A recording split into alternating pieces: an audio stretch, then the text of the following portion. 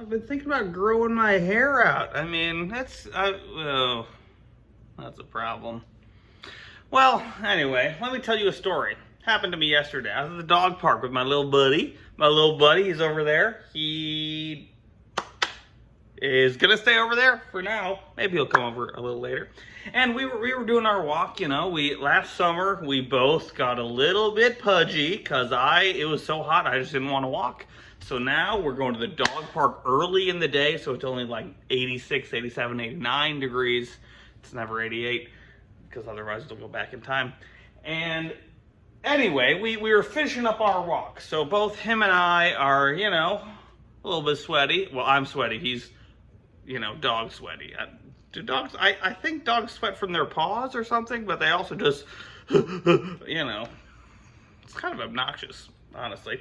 But anyway, on the way out, this lady comes up to me and she says, hey, where'd you get your dog from? And she had two little black dogs behind her.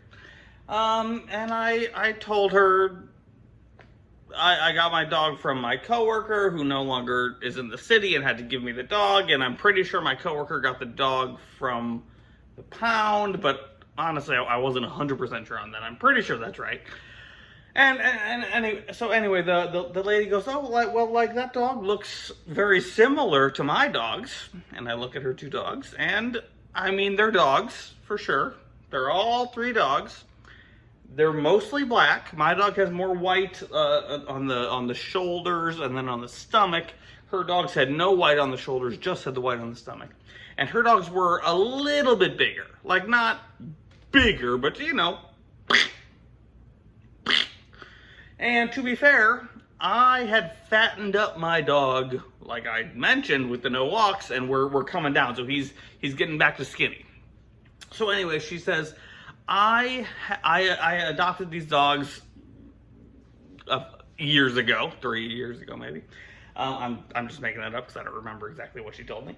And I've been looking for their siblings, and it looks like your dog might be related to my dog. This is her speaking, so what she was really saying is my dog might be related to her dogs, right? They might be siblings.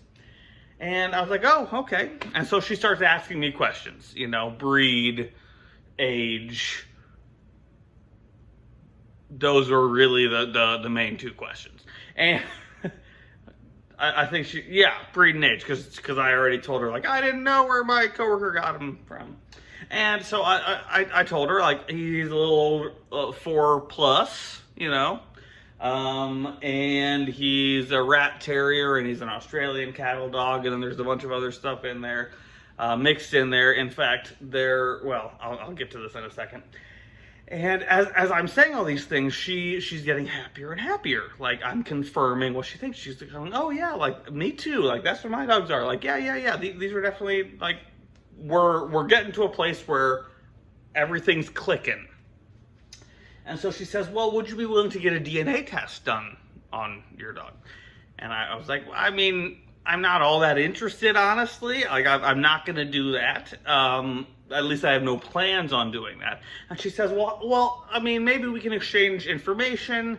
And if you do plan, like, if you do end up getting a DNA test, maybe we can exchange, like, that information. And so I was like, fine, whatever. And so we exchanged phone numbers. I also, by the way, internet, I knew that my coworker, the previous owner, had done the DNA stuff.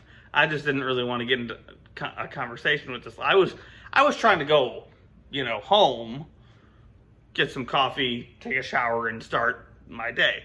So I was not going to tell her that my coworker had definitely done it. So we exchanged phone numbers, and, you know, that's all fine.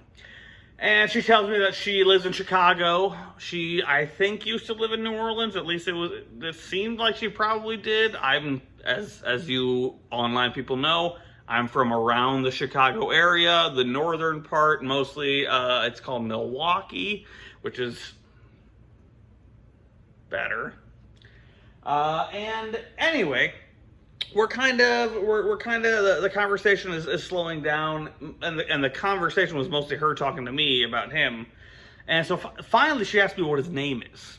And I guess this is the point where I got to tell you, His name is Cardi, which is short for cardamom, which is, I think, a flower. I got him used, so he came with the name.